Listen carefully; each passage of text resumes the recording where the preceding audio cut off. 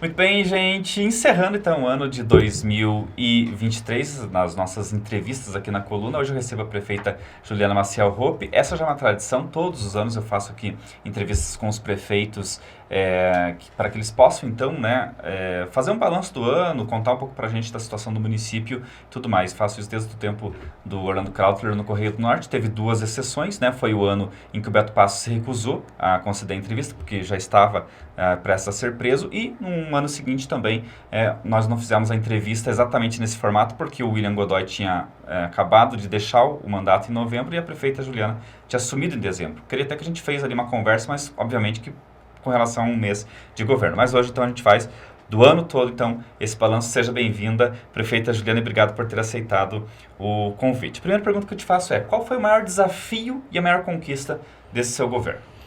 Um ano de governo, né? Bom, Ednei, eu diria que o maior desafio é lutar contra o tempo, porque nós temos meio mandato, efetivamente. O ano eleitoral nós temos diversas rupturas, né, ali com prazos que não pode ser executado muita coisa no ano eleitoral. Então, até se conhecer a máquina pública, saber lidar com todo o processo burocrático administrativo para que você faça a roda girar corretamente, foi um desafio gigante. E claro que passar por esse período de enchente foi realmente algo para não esquecer, né? Foi um trabalho bem árduo, mas que, graças a Deus, deu tudo certo.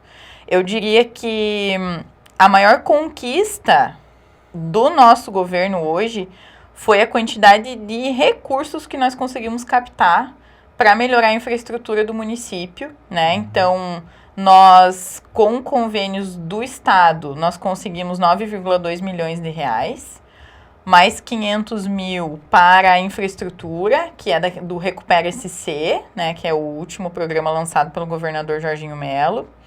E ainda já sinalizado, mais ou menos, só do partido do PL, 4 milhões de reais de emenda parlamentares para o ano que vem. Dos outros deputados provavelmente vem também, mas daí eu não sei contabilizar. Então, foi realmente um ano em que a credibilidade retornou para o município e nós recebemos muito recurso para Canoinhas sair do patamar que se encontrava e a gente voltar a crescer mesmo enquanto administração. Desses 9 milhões que veio do governo do estado, foi investido tudo em maquinário, né? Tudo em maquinário. Já está rodando. Algumas máquinas já chegaram, nós não recebemos todo 9 milhões ainda, nós recebemos na casa dos 3 milhões e meio, mais ou menos. Já chegou 2 patrolas, 3 retroescavadeira e um caminhão dos convênios. Outro caminhão nós adquirimos novo também, com uma emenda parlamentar do deputado Fábio Chochetti, que foi pedido da vereadora Silmara. E daí botamos mais um pouco do recurso ordinário para complementar. Então, nós temos 2 caminhões novos e ainda tá para chegar mais, agora não me falha a memória, se são 6 ou 7 caminhões. Mais uma reta escavadeira, mais uma escavadeira hidráulica, rolo compactador. Se eu não me engano, é isso ainda que falta chegar. A senhora falou da enchente, daí, como consequência da enchente, tem a questão das estradas, que acho que é o grande calcanhar de Aquiles do seu governo. Muita gente reclamando, muita gente pedindo, muita estrada com buraco, né? Como que vocês estão trabalhando nesse sentido? Eu sei que vocês estão empenhados, estão todos, mas vocês têm um cronograma que preveja quando vocês vão conseguir dar conta de todos esses problemas que foram causados pela enchente? Sim, depois do mês de outubro, que foi de muita chuva, nós sabíamos que enquanto não desse trégua, né, nós não íamos conseguir acelerar o trabalho. Primeiro, falta de infraestrutura, que isso eu já venho falando desde quando a gente pediu o financiamento de 30 milhões para a Câmara, da dificuldade da Secretaria, mas o tempo também precisa ajudar para que o serviço, né, realmente se estabeleça. Nós havíamos feito um cronograma de que para todos os estragos que aconteceram no município, para a gente poder botar em ordem, senão é mais um tendel de água, né? Nós levaríamos mais ou menos 3 meses para botar tudo em dia, né? Então, boa parte dos serviços já foram executados, nós tivemos mais de 200 pontos de encalhador no interior, Hoje a gente, né, se tiver 1 ou 2 ainda por resolver, mas foi tudo resolvido. Já estamos no interior. Começaram pelo interior. Começamos pelo interior. Nós passamos mais de 40 dias só no interior para resolver, porque no interior ou você dá passagem ou não tem mais acesso para aquela comunidade, né? Então, resolvidos esses problemas mais graves, hoje as equipes já estão conseguindo fazer patrulhamento, né? Devolvendo realmente a via para a comunidade, porque ficou muito destruído, né? Daí é buraco, enfim. E já estamos atendendo aos bairros também, né? Já foi começado o Alto da Tijuca, Marcílio já foi feito, basicamente todo também. Alto das Palmeiras, Jardim Esperança começaram hoje, logo chega no Campo da Água Verde. Então está sendo atendido já de maneira bem mais eficiente, porque agora com mais maquinário também já ajuda. A operação tapa-buraco nos asfaltos também já deu uma adiantada bem boa nesse tempo firme. E se vocês contrataram, terceirizaram ou estão fazendo? Nós temos duas frentes. Uma que é com massa fria nos buracos menores. Isso está sendo feito pela equipe do Obras mesmo. E a massa quente está uma empresa terceirizada que está fazendo o trabalho, que é aquele asfalto mesmo, né? Que é para ser duradouro. Então, a gente pode, claro, se tudo correr bem, começo de 2024... fevereiro, março, a situação vai estar, pelo menos, remediada. Bem estabilizada. O nosso projeto, Ednei, é até final de fevereiro, se tudo der certo, se nós recebermos todos os equipamentos que foram adquiridos, entregar uma patrulha mecanizada por distrito do interior, que era meu compromisso com as comunidades, né? O que consta nessa patrulha mecanizada? Uma patrola, uma reta escavadeira e 2 caminhões. Que é para a gente conseguir dar realmente qualidade no serviço do interior. Porque hoje o que a gente faz? Tá atendendo o Felipe Schmidt, daqui a pouco tem que sair correndo atender uma emergência em Paula Pereira, daqui a pouco tem que sair correndo e ir para outro. E o nosso município é muito grande, né? Então a gente tá falando de distâncias de mais de 50, 70 quilômetros às vezes, né? E esse corre-corre de máquina não rende serviço. Assim, com aquele equipamento o ano inteiro atendendo as comunidades daquele distrito, nós vamos adiantar muito o serviço, né? A gente pode até levantar uma preocupação aí, que imagino que é a sua também. Há 2 anos que a gente não faz asfalto em Canoinhas, né? Porque desde as prisões da Pátria Filho, todas as obras foram embargadas, o William não conseguiu iniciar nada e também a senhora não conseguiu iniciar nada desse 1 ano. O que é bem grave, porque é um atraso no desenvolvimento da cidade mesmo, né? Eu sei que tem a questão dos 30 milhões, que aí já te faço 2 perguntas. Primeiro, quando chegam esses 30 milhões? E segundo, o que está contemplado de obra de pavimentação nesse valor? Certo. Nós concluímos algumas obras de pavimentação que já estavam startadas, né? Depois a Priscila até pode fornecer o nome das ruas, mas algumas obras foram concluídas. Mas, claro, não no volume que a gente gostaria de apresentar. Obras iniciadas lá pelo Beto Passos. Não, foi depois. Foi depois. Que são convênios, alguns recursos, né, que já estavam destinados para essas obras. Tá? Para o Pastor Jorge Weger, é um caso. Otto Friedrich, Benjamin Constante. E Alfredo Maier. Exatamente. Estão ouvindo a Priscila aí que está nos bastidores, está assessorando aqui. Então, essas ruas foram, elas não haviam sido iniciadas, foram concluídas, foram feitas nesse governo. Exatamente. Tá. E com os 30 milhões, né? Nós mandamos fazer, Ednei, 42 projetos de pavimento, né? Claro, nem tudo vai ser possível já ser executado, mas qual que é a nossa ideia de execução da obra? Para que ela fique menos custosa, a gente possa fazer mais asfalto, né? É que nós vamos fazer a parte de drenagem pela secretaria e a base, né? Ou seja, que é aquela camada de pedra, nós, enquanto secretaria, vamos fazer. E aí a gente vai terceirizar a fresagem, a parte final, a massa quente, daí vai ser terceirizado. Isso dá uma economia muito grande para nós, porque daí nós pegamos o nosso próprio material, que nós fazemos lá no Pinho, enfim, né? E fazemos a base. Com isso vai dar para a gente fazer no mínimo o dobro de asfalto. Então, no nosso cronograma tem pelo menos 15 milhões de reais para execução de asfalto. Dos 30, né? Dos 30. E quando sai esse dinheiro? Nós estamos na fase final da documentação, porque é bem burocrático esses processos de financiamento. Então, toda a nossa parte administrativa foi toda concluída, inclusive já passou das fases de analisa, volta, corrige alguma coisa, né? E tá lá no STN, que é na Secretaria do Tesouro Nacional. Assim que vier o ok, o banco tinha expectativa que ainda em dezembro isso se concretizasse. Mas assim que vier o ok, já está pronto para assinar o contrato. As outras fases todas já se passou. Provavelmente vai ficar para o ano que vem, porque vem festas e tudo mais, né? Deve ficar para janeiro. O que já traz o teu cronograma, porque a ideia era começar já agora, né? Alguma coisa, né? Mas nós já mandamos licitar todos os projetos, inclusive algumas já têm projeto pronto. Para agilizar. Então, nós já estamos licitando a João Leandro Gonçalves, Ednei, que é aquela que termina o alto do frigorífico e dá continuidade. Certo. Vai ser uma obra de 1,4 quilômetros ali, de concreto, tá? Porque ele é muito fluxo de caminhão, tu não adianta fazer uma massa fina de asfalto que não vai durar nada. E a Júlio Budante Neto também já está sendo listada a massa, e a Henrique Sorg também. Então, essas obras já tinha projeto pronto, então nós já demos o start na licitação dos trechos para que no início do ano a gente consiga executar. Joia. A senhora prometeu resolver aquela questão do plano de cargos e salários dos professores na campanha, né? E agora está enfrentando protestos. O que aconteceu aí, prefeita? Os servidores têm razão? Então, Ednei, é um assunto bem interessante.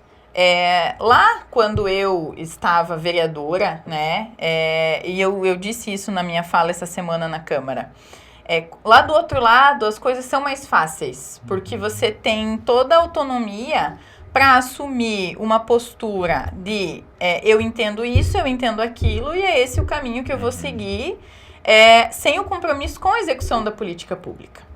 E para ser bem honesta, a contabilidade e o recurso administrativo, ele não é simples de compreender. Não é olhando o portal da transparência, infelizmente, que era o que eu tinha visão antes de ser prefeita, que você consegue compreender onde é que está aquele recurso, né? Então, você olhava lá o que está empenhado, o que está liquidado, sobrou um monte de dinheiro, aquilo é para você gastar. Isso não é verdade, não é real. Quando você entende o que é contabilidade pública, recurso público, você vê que aquele dinheiro já estava comprometido com outras coisas, mas para a população aquilo não aparece. O que também, de certa forma, é equivocado, porque daí te dá uma visão diferente. Então, enquanto vereadora, eu me sinto assim totalmente no direito e razão de não acreditar no que vinha do governo do Beto Passos, porque, olha, 90% daquele governo era de mentira, e não sou eu que estou dizendo.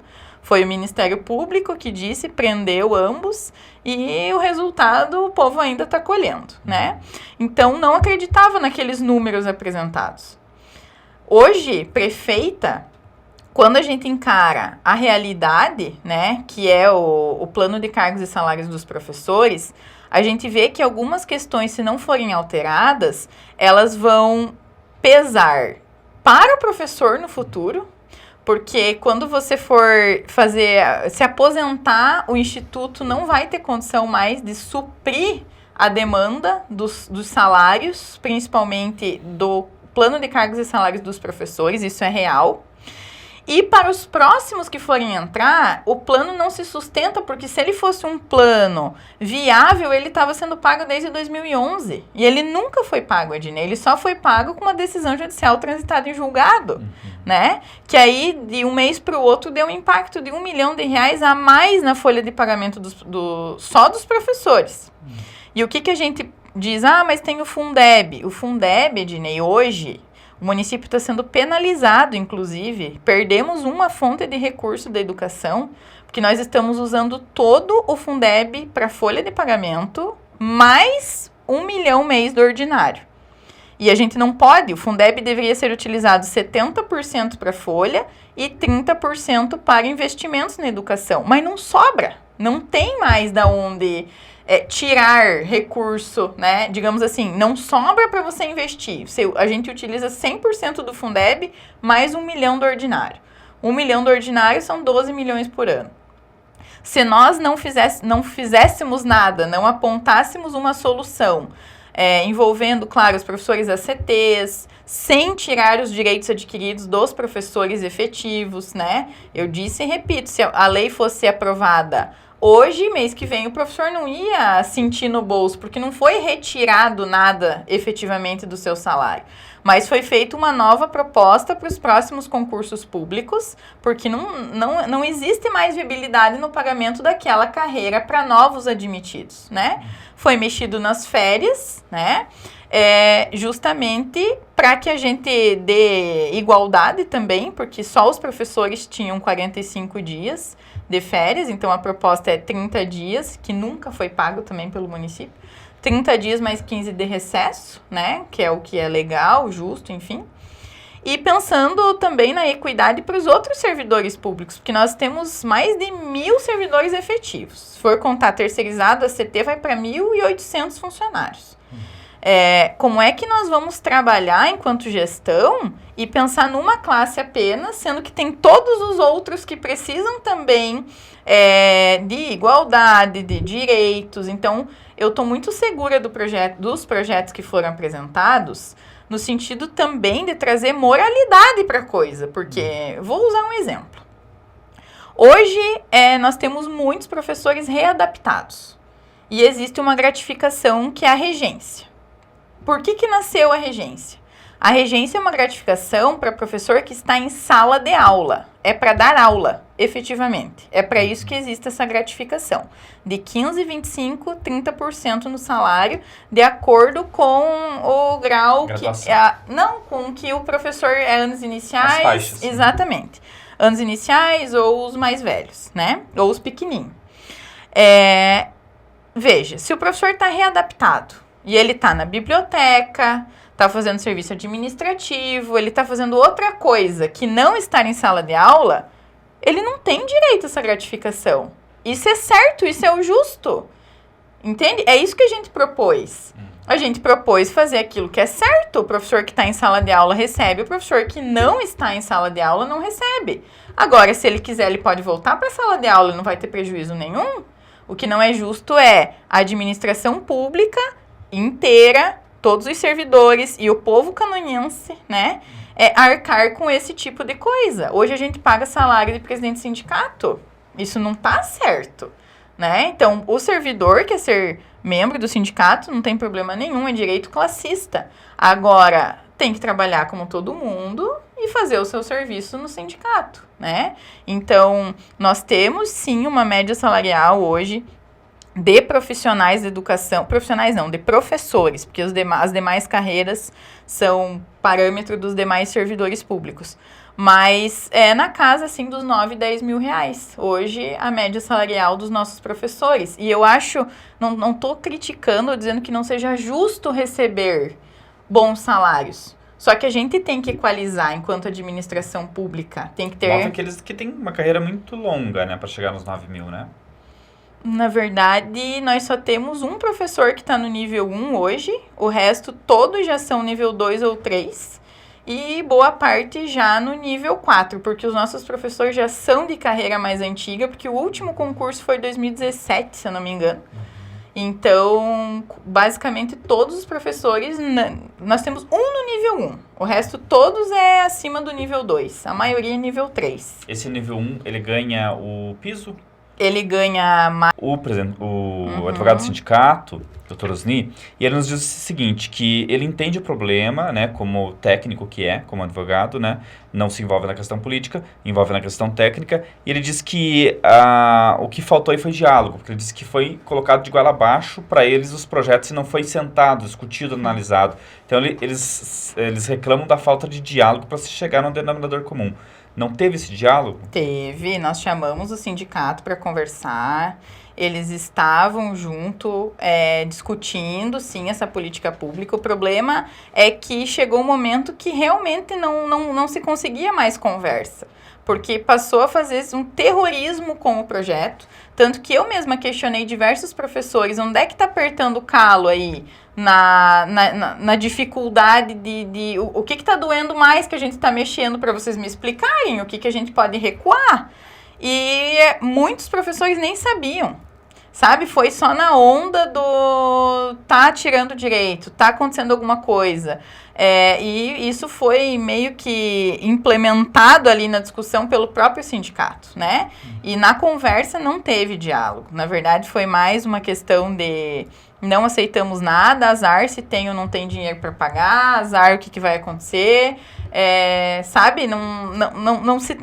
Não se conseguiu chegar num consenso, mas foi chamado sim para conversar, foi apresentado, inclusive eu mesma chamei os professores para uma reunião, para ouvir o que a gente queria propor, para ouvi-los, mas não teve nenhum tipo de redutibilidade de vamos entrar no meio termo, isso não aconteceu em nenhum momento.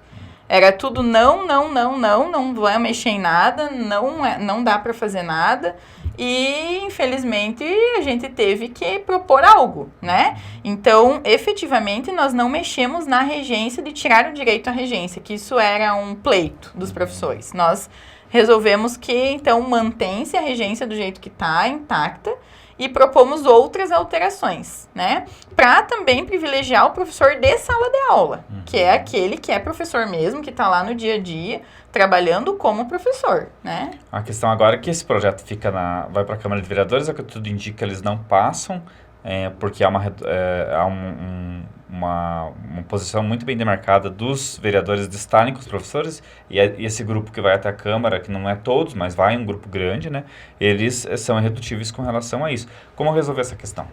Olha, agora é com os vereadores, né? Eu espero que realmente eles tenham esse posicionamento forte de pensar na população canoense, de pensar que nós temos mais outros 700 servidores efetivos que precisam também ser olhados, né, com carinho, que precisam ser olhados com manutenção de política pública, com segurança na aposentadoria, né, e que não seja uma pressão que nem é da classe toda, na verdade, mas de um grupo de profissionais que não consegue compreender o momento, né, necessário para o futuro de Canoinhas, né? Não se está tendo diminuição, redução de salário de ninguém, né? Isso que eu acho que é o mais importante de se frisar. Que é para quem vai entrar na carreira. Exatamente. E aí fica até difícil de compreender o porquê, né? É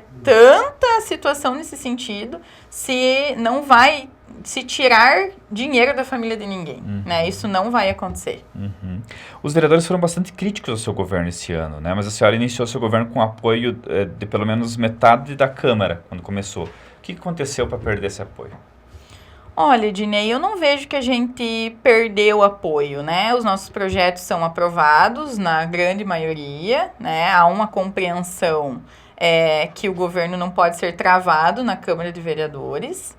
Mas nós temos uma oposição muito bem delimitada também, né? Que toda sessão critica, independente do que é feito, né? Faz uma oposição de que tudo é ruim, nada é bom, nada que é proposto é bom, tudo está errado. Enfim, eu não tenho essa visão de que nós não temos apoio na Câmara. Eu tenho a visão de que nós não botamos pressão dos nossos vereadores a ponto de não dar liberdade para eles também usarem dos seus direitos de representando o povo, fazerem aquilo que eles entendem e são livres para isso, né?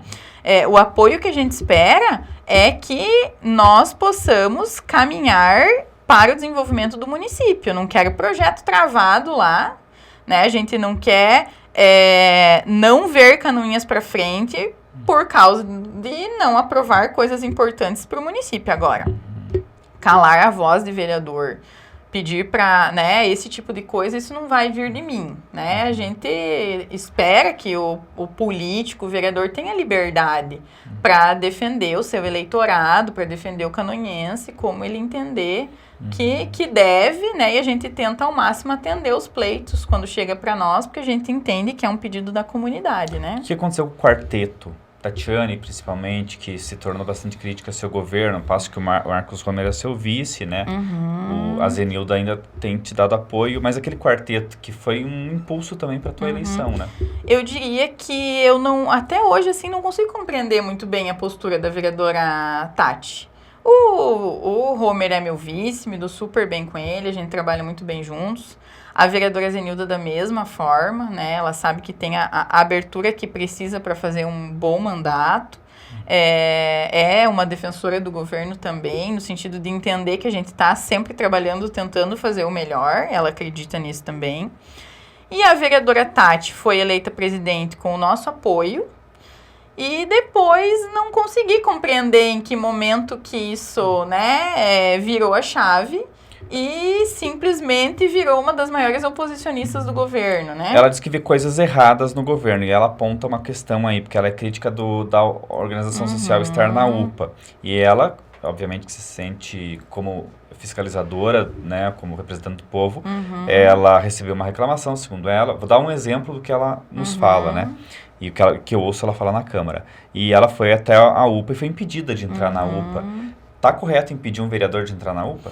Olha, Ednei, eu vou te falar o que a organização Ideias me passou, né, na pessoa dos representantes. Que eles são administradores de diversos hospitais, unidades de pronto atendimento pelo Brasil todo. E que em nenhum dos locais o vereador acessa livremente, ou qualquer pessoa, não só o vereador, acessa livremente os ambientes internos por privacidade dos próprios servidores e porque tem pessoas adoentadas lá, né? E que você não pode simplesmente, sem ter alguém acompanhando, filmar, enfim, expor, porque, eu até ouvi uma fala, uma fala de um vereador, nós não somos idiotas e não faríamos isso. Não sei, né? Porque eu não sei o que se passa na cabeça da pessoa, hoje o celular tá aí pra isso, né? E o que o coordenador hoje da UPA, hoje não, mas naquela época me passou, é que ela estava lá, ele pediu para que aguardasse um momento, que ele já chegaria lá para atendê-la.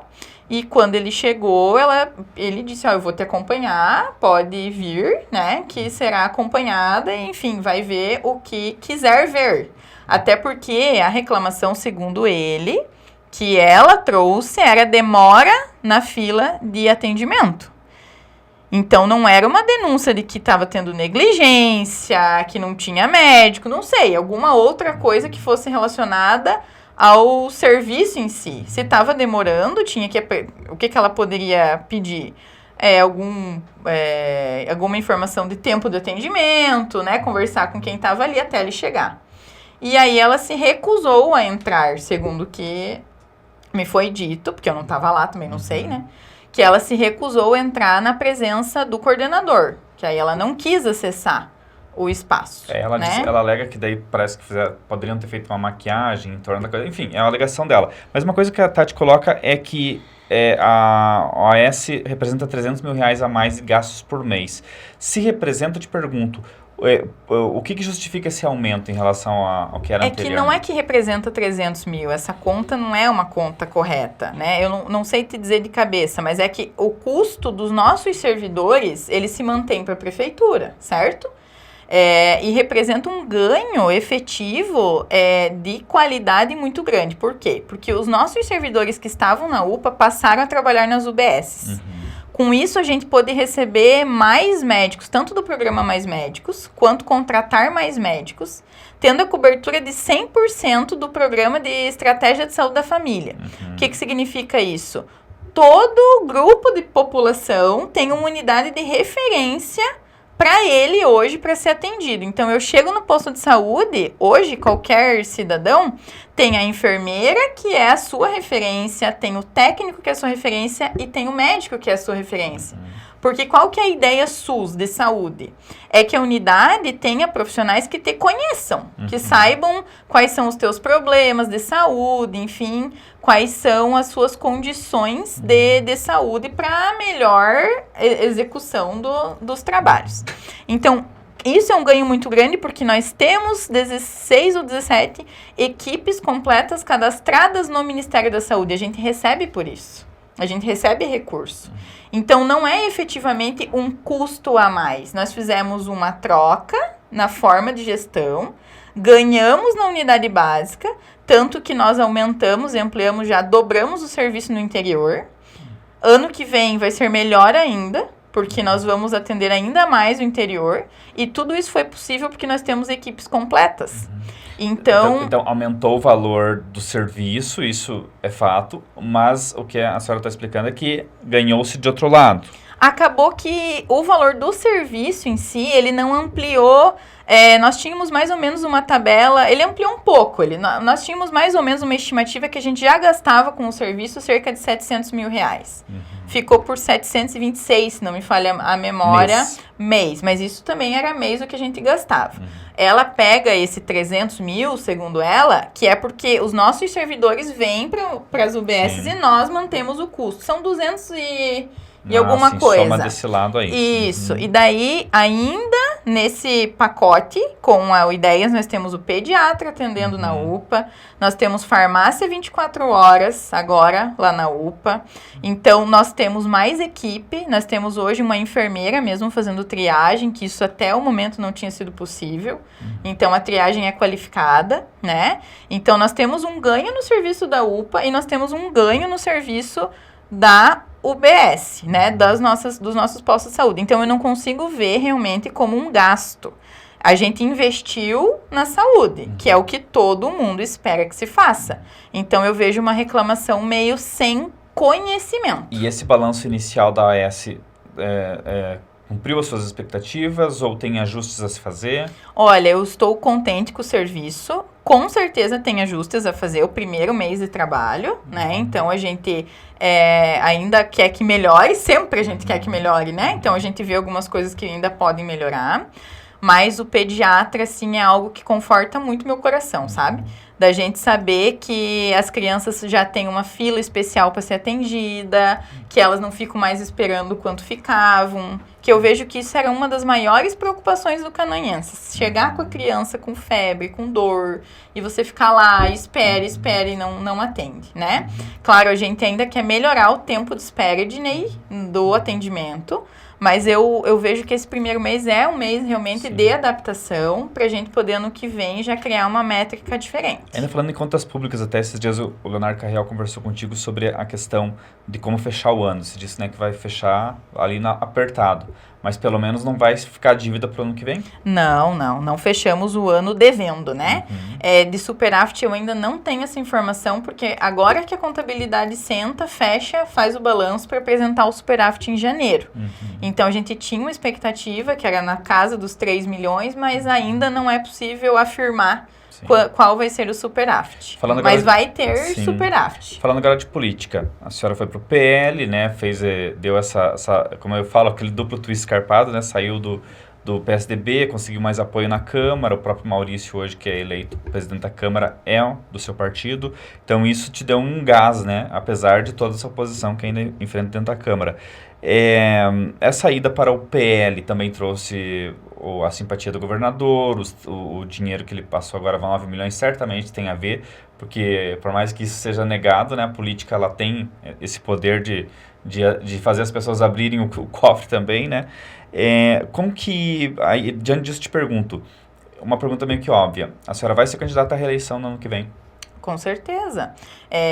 Eu tenho plena convicção que nós fizemos um bom trabalho esse ano dentro de todas as adversidades que a gente encontrou. Não foi um ano fácil. Já não seria de qualquer jeito, Ednei. Esse resgate de credibilidade, a prefeitura parada basicamente um ano, né? Porque o William não deu sequência, né? E não tô nem julgando, tô dizendo que não deu sequência em nada, porque caiu lá de paraquedas, era um ano eleitoral, a coisa desandou mesmo. Então, a gente teve que reconstruir muita coisa, caminhar. Um primeiro ano de mandato, você que já trabalha com política há muito tempo, sabe que é um ano difícil. Então, pensa para nós, um primeiro ano no meio do mandato, que um próximo ano já é um ano eleitoral. Então, acredito que nós avançamos bastante, né? De 9 médicos para 16 médicos nos postos de saúde, que a gente já tem mais um médico para vir ainda do mais médicos. Então, por isso que nós temos 17 equipes completas, né? O pediatra na UPA, uma grande conquista. Conseguimos recurso em um ano, né? Estamos falando aí de um universo de mais de 10 milhões de reais. Então, vamos iniciar aí. Eu peguei com 2, 3 caminhões funcionando até março, maio do ano que vem, nós vamos estar com 15 caminhões, sendo 8 novos. Então, a gente conseguiu caminhar muito bem, ainda pegamos enchente, uma das maiores do município, uma destruição generalizada nas estradas, mas conseguimos sim conduzir com seriedade, com honestidade e entregar para a população, né? Chega um momento assim que no meu primeiro ano, já nem tinha mais expectativa de tanta entrega quanto a gente conseguiu chegar no final do ano. Era mais arrumar a casa mesmo, né? Mas nós conseguimos entregar muito para o canoense, né? Então, isso me dá bastante orgulho e vontade, sim, de continuar o trabalho. Agora, prefeita, a senhora foi uma das maiores combatentes, né, dos atos do governo do Beto Passos, aí veio Etapater Filho, tudo isso que todo mundo sabe, né? Ele foi preso, Renato Pique foi preso, a Serrana Ambiental caiu, a senhora mesmo, quando aconteceu a Operação Mensageiro, rompeu o contrato, veio a GR. Agora, em apenas um ano do seu mandato, que está encerrando agora, a senhora já viu o Beto Passos retornar, ganhar liberdade, né? Apesar de continuar réu, ele está livre, está ocupando o microfone de uma emissora de rádio para criticar seu governo, inclusive, né? Ele fez uma manobra para retirar o Republicanos, que estava com o seu esposo, com o Alex, ele esteve aqui, ele contou toda essa história, e entregou para um preposto, né? E a gente viu agora Renato Pique sendo solto no final do ano, e a Serrana voltando a trabalhar para o município sob outro nome, agora Versa, obviamente sem poder, a senhora já explicou isso, inclusive aqui no programa, que não pode fazer nenhum tipo de interferência, porque seria ilícito isso, né? Nenhum prefeito pode influenciar numa licitação. Eles fizeram a licitação, apresentaram a documentação, estavam aptos a fazer e venceram a licitação e está aí, né? Não te causa um pouco de... O que te causa, que impressão que te causa essa situação em apenas um ano? Eu confesso que eu espero ainda a justiça ser feita, né? É claro que eu não concordo, né, de um ex-prefeito que foi preso estar ocupando hoje microfones de rádio para falar de política e principalmente, Ednei, fingir que não foi por causa dele que nós estamos numa situação difícil, né? Então, criticar, não tem problema, eu também não me incomodo com críticas, porque serve pra gente construir, caminhar e andar pra frente. Eu também não tô falando que eu sou perfeita e que a gente não tem ainda muito o que fazer e pode melhorar, né? Mas chega a ser assim, se não fosse trágico, até seria cômico, né? De você ver um programa no ar de alguém que acabou de sair da cadeia porque roubou, porque é corrupto, falando de política e falando de governo, como se passasse uma borracha, né, no que aconteceu, né? Hoje ainda me questionaram de alguns asfaltos que foram feitos no governo do Beto Passos e que está dando muito problema. E isso é reflexo da corrupção. A população ainda vive os reflexos da corrupção e a gente não pode naturalizar isso, né? Todo mundo merece uma segunda chance. Não, eu não julgo o ser humano em si, não é isso. Agora, na política, não. Interferindo na política, não merece, não. Porque quando a gente faz uma coisa errada com o dinheiro do outro, tem que ser uma vez só, né? Então, eu espero também a população madura para conseguir enxergar esse cenário de tá se aproveitando mesmo, né? Tá surfando uma onda aí que eu também não vejo que a população não consiga reconhecer isso, né? Então, pouco tempo. Mas eu ainda espero que justiça ainda tem muito ainda o que acontecer. Mas hoje, politicamente, ele é um player, né? Por mais que ele não possa ser, por estar com acordo de colaboração premiado, ele está se comportando como um jogador dentro do processo. Uhum. Claro, usando as beiradas, porque ele não pode se apresentar oficialmente como um jogador, porque a justiça justamente o impede disso, né? Mas as formas estão muito claras, né, de como ele está fazendo isso. Vocês encaram hoje, eu digo vocês, o partido PL encara ele como um adversário que vai ser representado provavelmente por alguém no ano que vem? Não sei se um adversário. Ele pode até estar com envolvimentos políticos aí com outras pessoas.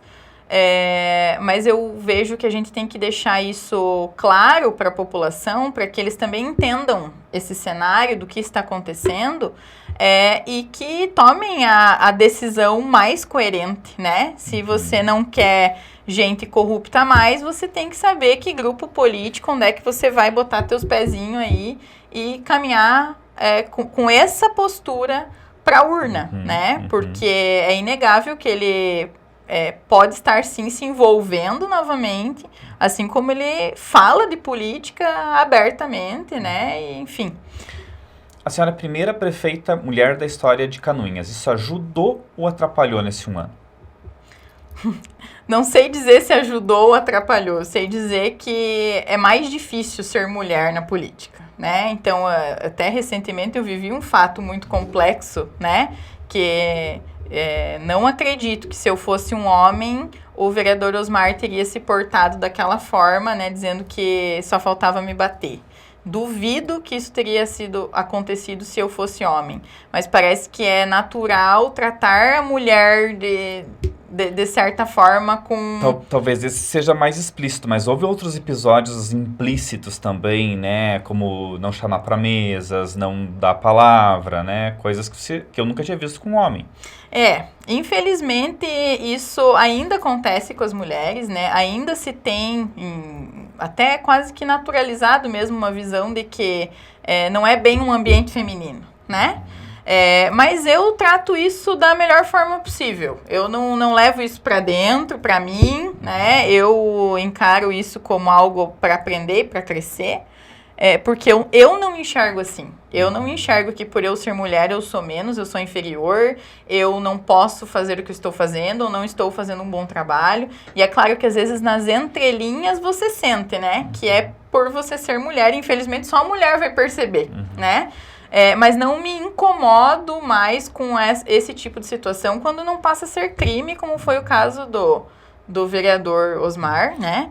Que às vezes está tão intrínseco na própria cultura que nem o homem se toca, e às vezes muitas mulheres também, né? Sim. Que estão sendo preconceituosas. Exatamente, né? Mas o que a gente tem que encarar? Tem que mostrar realmente que, independente de ser homem ou mulher, é a conduta, é a postura, é o trabalho, é isso que eu tento pregar. Sabe? É muito ruim a gente ainda ter que ficar falando de homem e mulher não sei o que, e homem não sei o que. Eu gostaria e quero deixar o meu legado enquanto prefeita. Eu tenho muito orgulho de ser a primeira prefeita mulher, mas que lembrem do meu trabalho, independente de eu ser mulher ou não, né? Do que nós estamos fazendo por Canoinhas, né? Esse é o objetivo. Por isso que eu tento evitar ao máximo entrar nessa seara de discussão, porque eu também não vejo ser mulher como uma forma de vitimização, de jeito nenhum. Muito pelo contrário, eu acho que a gente é muito forte, como qualquer homem, e dá conta do recado. Minha última pergunta é padrão, eu sempre faço todo ano. Qual o seu maior erro e seu maior acerto nesse um ano aí de governo? Olha, eu diria que o maior acerto... eu posso te dizer assim, no sentido de... O que mais me deixou feliz, mais me deixou contente mesmo, emocionada, é ver o pediatra na UPA. Eu diria que foi uma das coisas que mais me deixou contente nesse ano, né? Você achou que foi um grande acerto da sua parte? Grande acerto.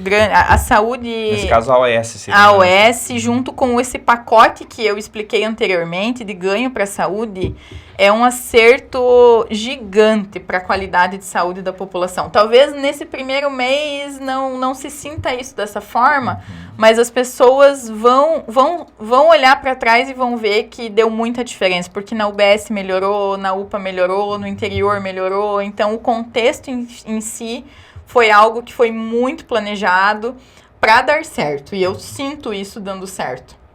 E nós vivemos alguns casos que não vêm ao caso, mas algumas situações bem específicas na UPA que o pediatra fez toda a diferença, e isso, assim, me dá um carinho muito grande por batalhar mesmo contra as críticas e fazer isso acontecer, né? Agradeço aí a equipe da saúde, a secretária Fran, que também lutou muito para que isso acontecesse, porque a gente acredita e sabe que nós melhoramos demais a política pública. Nós já crescemos nesse ano de 18 a 20, agora não sei bem certo, o nosso índice no Previne Brasil, antes da UPA. Agora, com certeza, o ano que vem nós vamos subir muito mais, porque a gente está com as equipes completas, coesas, o serviço fica melhor para a população. E erro, talvez, Ednei, eu diria que a falta de experiência pode ocasionar. Então, se eu olhar para trás, talvez algumas decisões já poderia ter tomado diferente, né? Isso, a gente vai calejando e aprendendo a conduzir as coisas melhor, né? Então, hoje eu já tenho muita tranquilidade, né? Às vezes até os secretários dizem, meu Deus, a gente chega aqui com 1 milhão de problemas e você que ser poço de calma. Mas é que não tem o que fazer. É um leão por dia e a gente tem que dar um jeito de resolver. Então, eu diria que mais nesse sentido, assim, na tomada de decisão, essa falta de experiência no começo pode gerar um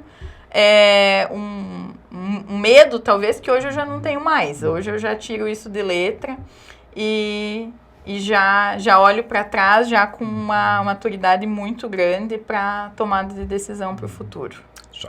Muito bem, né? Uma entrevista bem completinha aí, passando o ano a limpo com a prefeita Juliana Maciel Hoppe. Queria agradecer muito a presença dela aqui, dizer que ano que vem tem outra entrevista de passagem de ano, que a gente gosta de ter esse balanço mesmo para que você entenda tudo o que aconteceu e o que ficou, né? E o que vai para frente aí no próximo ano. Obrigado, prefeita. Feliz Natal, feliz Ano Novo para a senhora. Obrigada igualmente para você e toda a equipe.